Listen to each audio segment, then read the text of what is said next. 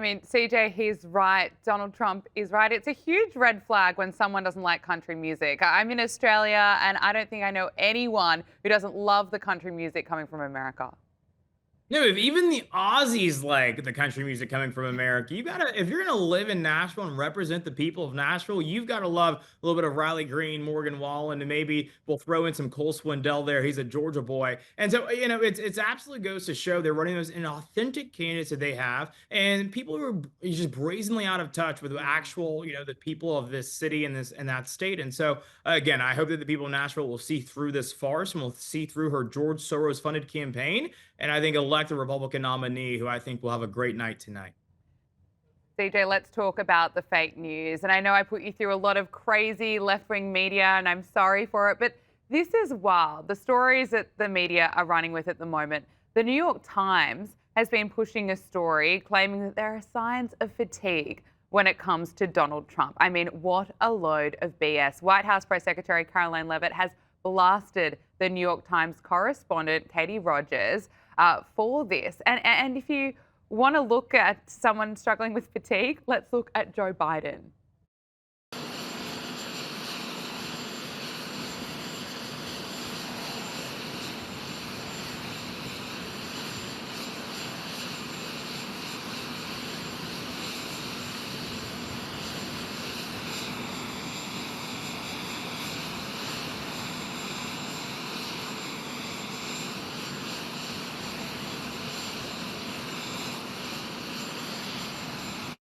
So, CJ, while this was going on, while the world was watching Joe Biden's sad, obvious decline, the media was covering it up. The media was complicit in the cover up. And now we have Donald Trump, who was full of energy. He's the most entertaining president, as well as probably the most successful that we've ever seen. And they're running stories saying that there are signs of fatigue.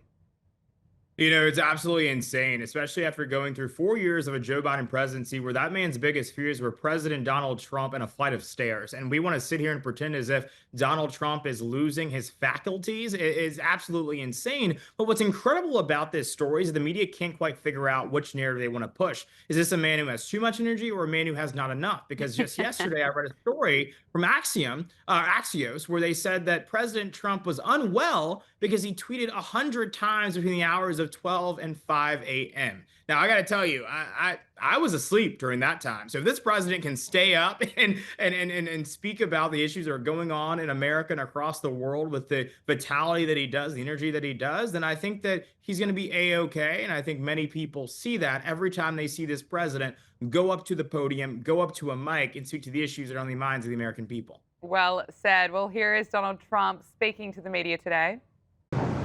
But you always find something new, like, is he in good health? Biden was great, but is Trump in good health? I sit here, I do 4 news conferences a day. I ask questions from very intelligent lunatics, you people. I give the right answers. There's never a scandal. There's never a problem. I give you answers that solve your little problems. You go back and you can't find anything, but you do stories about Biden was in wonderful health. The guy didn't do a news conference for 8 months.